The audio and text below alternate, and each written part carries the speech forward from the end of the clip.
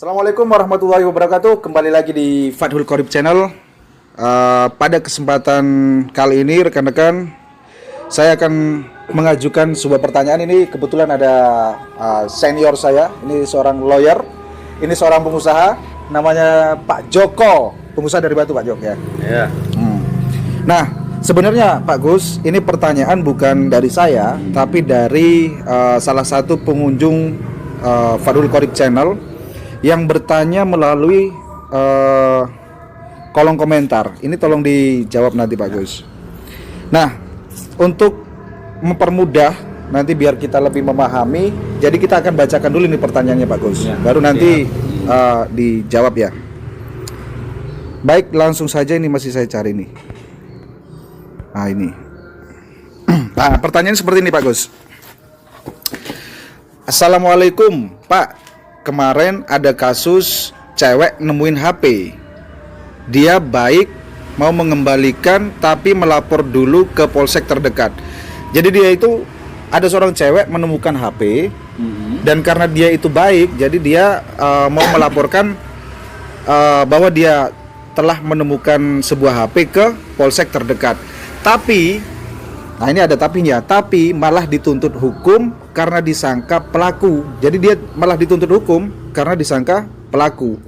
Sama oknum polisi disuruh mengaku dan dikenai denda 30 juta kalau nggak mau diperpanjang kasusnya. Nah itu gimana Pak gitu. Jadi dengan niat baiknya dia itu, ketika dia menemukan HP, dia ingin mengembalikan, cuman sebelum dia mengembalikan kepada yang punya, karena mungkin dia ini tidak tahu atau siapa yang punya karena namanya nemu kan gitu.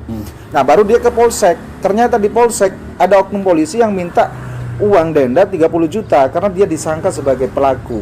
Nah pertanyaannya itu bagaimana gitu loh.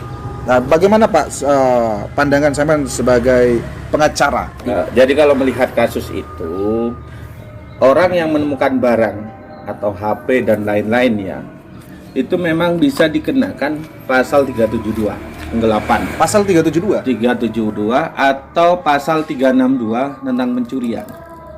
Mengapa seperti itu?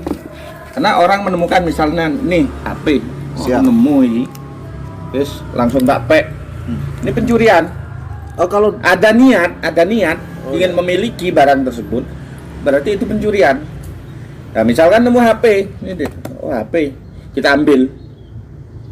Iki tak balik ngotek sapa iki, tak balekno ning ning wonge, ndi iki wonge, atau ditaruh di kantor polisi lah, dilaporkan. Nah, di tengah jalan tiba-tiba man HP iki timbang dikekno polisi, tak kesake. Itu namanya penggelapan 372. Makanya kalau kita menemukan barang ya, barang yang hilang di jalan atau di mana, kita jangan langsung ambil sendiri tanpa adanya saksi. Mending manggil orang tuh, Om, lo apa iki? Iki dek sopo iki? Nah, gimana ini enaknya? Kita serahkan ke kantor polisi apa? Langsung kembalikan. Biar ada saksi dalam perkara itu. Nah, kenapa kok cewek itu mau mengembalikan tapi langsung oleh katakan oknum polisi tadi dimintai uang apa untuk perdamaian? Tentunya yang punya barang itu sudah lapor duluan ke polisi. Oh sebelum orang ini ya pasti lapor. Ini kan jenisnya delik aduan hilang. Iya. Saya berasumsi bahwa orang yang kehilangan HP itu sudah lapor duluan di kepolisian tersebut. Makanya patut diduga memang orang ini bisa disangka dia melakukan pencurian ataukah penggelapan. Tergantung dari niat. Tergantung dari niatnya tadi. Gitu. Pak Joko mungkin ada komentar? Jadi jawabannya seperti itu Pak Joko ternyata. Iya, tapi kalau saya kita mau mengembalikan istilahnya, kita kan punya etikat baik. Tapi kalau kita dituduh ataupun disuruh ganti untuk bayar untuk nutup kasus, kan repot jadinya. Padahal nemu ya. Padahal nemu, gitu loh. Kita nggak tahu menahu muasalnya HP-nya itu punya siapa, kan gitu. Kita kembalikan. Kenapa kok kita malah dituduh dan disuruh membayar nutup kasus biar nggak dikembangkan? Makanya dari itu Pak Joko, Kalau kita menemukan barang atau HP atau yang lain lah di jalan atau di mana, kita panggil 2 orang sebagai saksi kita bahwa kita tidak ada indikasi jahat terhadap barang itu. Kalau kita menemukan barang tadi yang dimaksud ya, langsung ada niat ingin memiliki tanpa ada orang tahu, kita tengok sana tengok sini, langsung dimiliki, itu namanya pencurian.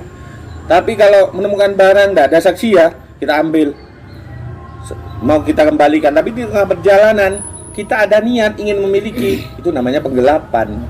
Nah, adapun tadi suruh bayar denda mengembalikan, itu bukan proses hukum namanya.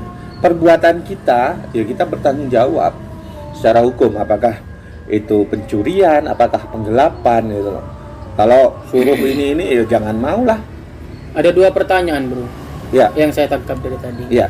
Pertama, ya, saudara tadi menyampaikan bahwa satu mungkin yang punya HP sudah melapor duluan. Ya. Nah, itu poin pertama ya. Iya. Yang kedua, Kesana. kalau di dalam tempat lokasi itu tidak ada saksi, benar-benar tidak ada saksi, ya kan? Atau yang ketiga, jeda waktu dari dia memiliki atau menemukan HP itu berapa lama supaya dia diduga patut untuk melakukan menguasai? Karena ada jeda waktu. Kalau jeda waktu dari dia HP ada di sini langsung dia bawa ke polsek, tujuannya ya kan, jeda waktunya kan otomatis bukan dia pengen memiliki, tapi kalau dia pulang dulu berarti kan ada. Nah, dari 3 hal ini yang mana yang lebih poin? Kalau di situ makanya perlunya ada saksi. Kalau tidak ada saksi ini kita tidak tahu, cuma asumsi saja gitu loh.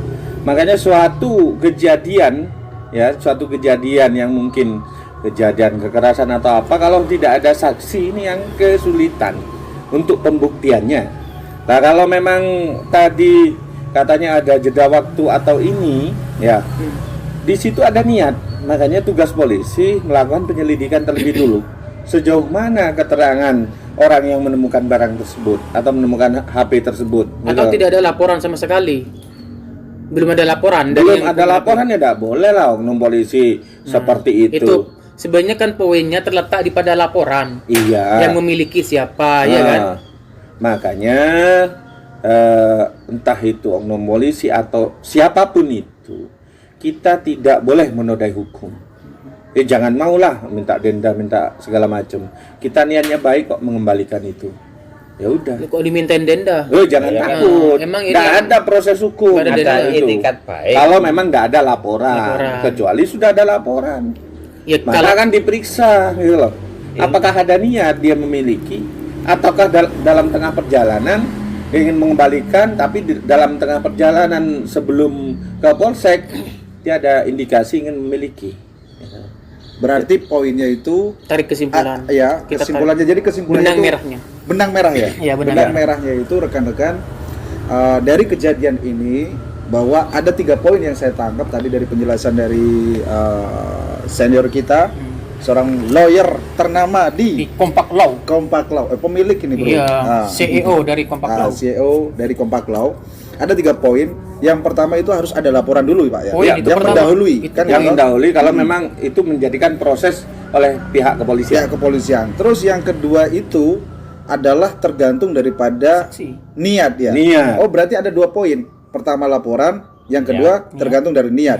Nah, kalau ini terpenuhi, adanya laporan dan niat ini, maka niat ini yang menentukan nanti bahwa arahnya kemana, apakah ke penggelapan ataupun ke pencurian gitu. Jadi ada ada 2 arah nanti dari niat itu tadi Pak ya. Kalau kemudian yang saya tangkap tadi bahwa kalau memang niat untuk memiliki itu dari awal ya kan, ketika dia melihat HP itu, maka itu masuk pada pencurian. Betul. Tetapi kalau niat hati dalam pada saat pertama kali kita menemukan HP itu, kita punya niatan untuk mengembalikan, cuman suatu ketika dalam tengah-tengah perjalanan kita ingin menguasai barang itu, maka masuk pada penggelapan. Iya. Nah, terlepas daripada itu semua, rekan-rekan Fadul Qorib Channel, maka pesannya adalah kita harus berhati-hati walaupun itu barang menemukan barang di tempat yang sepi. Pesan saya kepada para masyarakat, para audien ya, dikala menemukan barang atau apapun itu di jalan yang sepi atau apa, sebaiknya cari 2 orang dulu untuk menjadi saksi, supaya kita tidak tertuduh berniat jahat kepada barang teman tersebut. Oke, rekan-rekan, itulah jawaban dari pertanyaan tadi. Mudah-mudahan bermanfaat dan tentu jangan lupa dukung terus channel ini dengan cara subscribe, like, share, dan komen. Wassalamualaikum warahmatullahi wabarakatuh. Dadah.